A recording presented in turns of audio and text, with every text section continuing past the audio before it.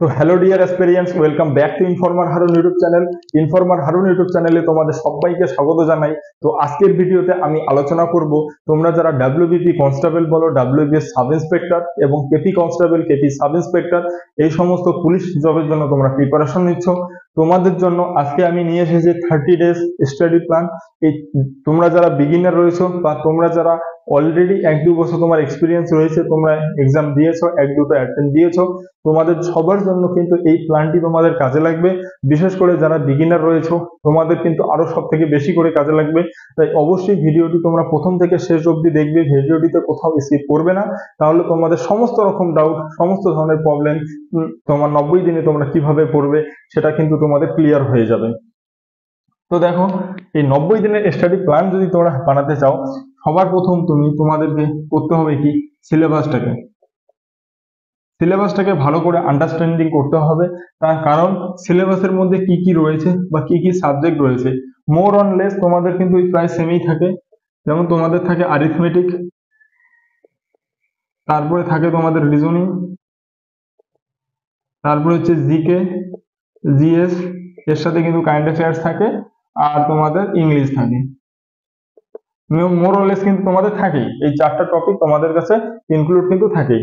So এই সিলেবাসটাকে তোমাদের ভালোভাবে জানতে হবে এবং এখানে তোমাকে সাব টপিক গুলোকে জানতে হবে। এটা তো গেল টপিক, যে অ্যারিথমেটিক থাকবে, রিজনিং থাকবে, জিকে, জিএস, ইংলিশ। এবার এর মধ্যে কি কি থাকবে, এর মধ্যে যেমন পার্সেন্টেজ, তারপরে প্রফিট লস, তারপরে তোমার রেশিও প্রপোর্শন, এই যে এগুলো এসআইসিআই 15-16 খানা যে টপিক রয়েছে থাকে।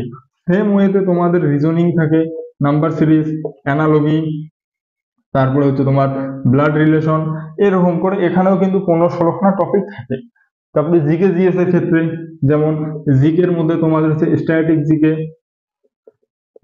জিকে, আর জিএস এর মধ্যে তোমাদের মনে করে যে history, geography, polity, economy, science, এই টপিকগুলো তোমাদের থাকে। এবং ইংলিশের মধ্যে দুটো পোর্শন থাকে, একটা হচ্ছে গ্রামার আর একটা হচ্ছে তোমার হচ্ছে ভোক্যাব। এই যে টপিকগুলো থাকে, এই টপিকগুলো তোমাদের কিন্তু প্রপার আন্ডারস্ট্যান্ডিং থাকতে হবে, যে কোন সাবজেক্টের সাবটপিকগুলো কি কি রয়েছে সেটা থাকতে হবে বানানোর আগে। তারপরে তোমাকে পিওয়াইকিউ ভালোভাবে লাস্ট 5 ইয়ার্স এর পিওয়াইকিউ লাস্ট 5 ইয়ার্স এর পিওয়াইকিউ তোমার ভালোভাবে অ্যানালাইসিস হওয়া দরকার। কারণ তুমি নিজে অ্যানালাইজ করবে, কোনো বই থেকে কিভাবে দেওয়া আছে সেটা না। তুমি যদি নিজে অ্যানালাইজ করো তাহলে বুঝতে পারবে যে কোন টপিক থেকে কটা করে কোশ্চেন এসেছে, এবং যদি কোনো বই থেকেও দেখে যদি বুঝতে পারো তাহলে তো ভালোই, যে তোমার এক্সট্রা টাইমটা যাবে না। তো এই গেল, এভাবে তোমার অ্যানালাইসিস থাকা দরকার। এবং তারপরে করবে কি, ডেইলি একটা স্টাডি প্ল্যান তৈরি করবে। ডেইলি স্টাডি প্ল্যানের মধ্যে তোমরা 7 থেকে কিন্তু 10 ঘন্টা 10 আওয়ার্স তোমাকে একটা প্রপার স্টাডি দিতে হবে, তোমরা যারা বিগিনার রয়েছো বা তোমরা যারা অ্যাডভান্স লেভেলে রয়েছো। তার কারণ রয়েছে, তুমি যদি সিলেকশন চাও তোমাকে হাইয়েস্ট র্যাঙ্ক করতে হবে বা হাইয়েস্ট স্কোর করতে হবে, তবেই কিন্তু তুমি সিলেকশন পাবে। তার কারণ হচ্ছে যত দিন যাচ্ছে তত কিন্তু কম্পিটিশন বাড়তেছে, তাই তোমাকে হাইয়ার ভালোভাবে করতে হবে, যত প্র্যাকটিস করবে তত বেশি স্কোর করতে পারবে। একটা ডেইলি প্ল্যান তোমাদের কিন্তু বানাতে হবে। এই ডেইলি প্ল্যানের মধ্যে তোমাদের রুল ফলো করবে, 3+3+3+1, এই রুলটা তুমি ফলো করো 10 ঘন্টার জন্য। আর যদি তুমি 7 ঘন্টা পড়তে চাও তাহলে 2+2+2+1, এটা 7 ঘন্টার জন্য। 7 থেকে 10 ঘন্টা তোমাদেরকে কিন্তু মিনিমাম পড়তে হবে, এইটা ফলো করবে। এবং এর মধ্যে কিভাবে ফলো করবে, প্রথম 3 ঘন্টা তুমি অ্যারিথমেটিককে দিবে, অ্যারিথমেটিক মানে ম্যাথকে দিতে হবে। তারপরে 3 ঘন্টা দিতে হবে রিজনিংকে, দেন তারপরে 3 ঘন্টা যেটা রয়েছে সেটা হচ্ছে জিকে, জিএস এবং কারেন্ট অ্যাফেয়ার্স। আর পরের 1 ঘন্টা যেটা রয়েছে, 1 ঘন্টা যদি তোমরা ইংলিশকে দাও তাহলে কিন্তু যথেষ্ট। তো এরকম করে তোমাকে টাইম ডিভাইড করে দিতে হবে। যারা 2 ঘন্টার জন্য 7 ঘন্টা করে করবে, যাদের টাইম কম তারা কিন্তু এইভাবে করতে পারো, এদিকে 7 ঘন্টা এদিকে 10 ঘন্টা। তো এরকম করে একটা ফর্মুলা প্রয়োগ করে তোমরা এই টপিকগুলোকে করতে পারো। এবং যখন তোমার জানা হয়ে যাবে তারপর 90 দিন তুমি একটা টাইমলাইন সেট করে নাও, যে আমার কাছে আজকে একদিন থেকে শুরু এবং লাস্ট আমার কাছে 90 দিন রয়েছে। এবার 90 দিনের মধ্যে প্রথমে 30 দিন করো, তারপরে 60 দিন করো। এই যে 30 দিন রয়েছে তোমার হাতে, 1 থেকে 30 দিন, 30 দিনের মধ্যে তুমি সিলেক্ট করো যে তুমি কতখানি কভার করলে 90 দিনের মধ্যে তোমার ফুল সিলেবাস কভার হয়ে যাবে, preparation basic complete plus mock test সবকিছু কভার হয়ে যাবে। প্রথম দিকে চেষ্টা করবে, প্রথম হাফ মানে তুমি মোটামুটি 50 দিনের মতো চেষ্টা করবে 1 থেকে 50 দিনের মধ্যে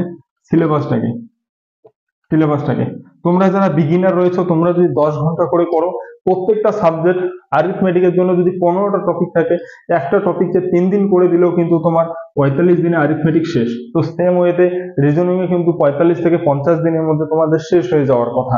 তাই তোমরা 50 দিন ধরো, এই 50 দিনের মধ্যে তোমার যা রয়েছে এটা কিন্তু পসিবল।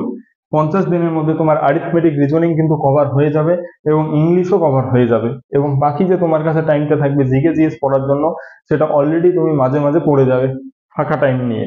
তো এভাবে তুমি 50 দিনের মধ্যে ফুল সিলেবাস কভার করো, এবং বাকি যে তোমার কাছে যে 40 দিন থাকবে, এই 40 দিন শুধু এই 40 দিন তুমি মক টেস্ট দাও, এবং মক টেস্টে তুমি যেখানে ভুল করতেছো সেই টপিকটাকে শুধু পড়ো, যে টপিকে ভুল করবে সেই টপিকটাকে রিভাইজ করো, এবং টাইম টু টাইম উইকলি তুমি বাকি টপিকটাকেও যেগুলো ইজি টপিক সেগুলোকেও রিভাইজ করে যাও। তাহলে কিন্তু তোমার এই যে 90 ডেজ আছে, এই 90 ডেজ এর মধ্যে তুমি স্কোর করতে মানে তোমার সিলেবাসটাকে কভার করতে পারবে, এবং সবকিছু মক টেস্ট থেকে শুরু করে সবকিছু তোমার কভার হবে। আর একটা লাস্ট যেটা হচ্ছে মক টেস্ট।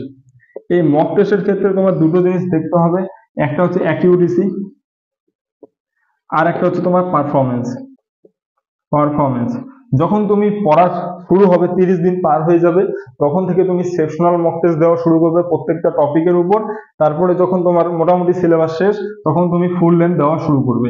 যখনই তুমি সেকশনাল মক টেস্ট দাও না কেন বা ফুল লেন্থ মক টেস্ট তুমি দাও না কেন, সেখানে কিন্তু তোমাকে ফলো করতে হবে পারফরমেন্স কেমন করতেছো। মানে তুমি যদি 25টা কোশ্চেনে অ্যান্সার করো, তুমি কটা কোশ্চেন কারেক্টলি অ্যান্সার করতে পারতেছো, যে তোমার কোনো প্রবলেম হচ্ছে না, তোমার ব্রেনের মধ্যে রয়েছে তুমি ঠিক করে দিচ্ছ, ওটা তোমাকে ভাবতে হচ্ছে যে আমি পড়ছি কিন্তু মনে নেই, এরকম টপিক গুলোকে মার্ক ডাউন করে নাও। দেন অ্যাকিউরেসি দেখো, তুমি যদি 25টা কোশ্চেনের মধ্যে 20টা অ্যান্সার করো, সেখানে দেখো কটা ভুল করলে কটা ঠিক। সবসময় চেষ্টা করবে ভুল করা চলবে না, তুমি কম অ্যান্সার করো, 20টার মধ্যে তুমি 15টা অ্যান্সার করো, কিন্তু যাতে তোমার 15টাই ঠিক হয় এরকম অ্যাকিউরেসিতে থাকো। কিন্তু তুমি করলে 25এর মধ্যে একদম 25টাই অ্যান্সার কিন্তু সেখানে 10টা ভুল, তাহলে কিন্তু কোনো লাভ নেই এইভাবে মক টেস্ট দিয়ে। তুমি চেষ্টা করবে যতবারই মক টেস্ট দেবে ভুল যাতে কম হয়, তাহলে কিন্তু তোমার সাকসেসের রেশিও সব থেকে বেশি হবে এবং তুমি সব থেকে বেশি স্কোর করতে পারবে। তো এই গেল তোমাদের একটা 90 ডেজ এর ওভারভিউ একটা প্ল্যান।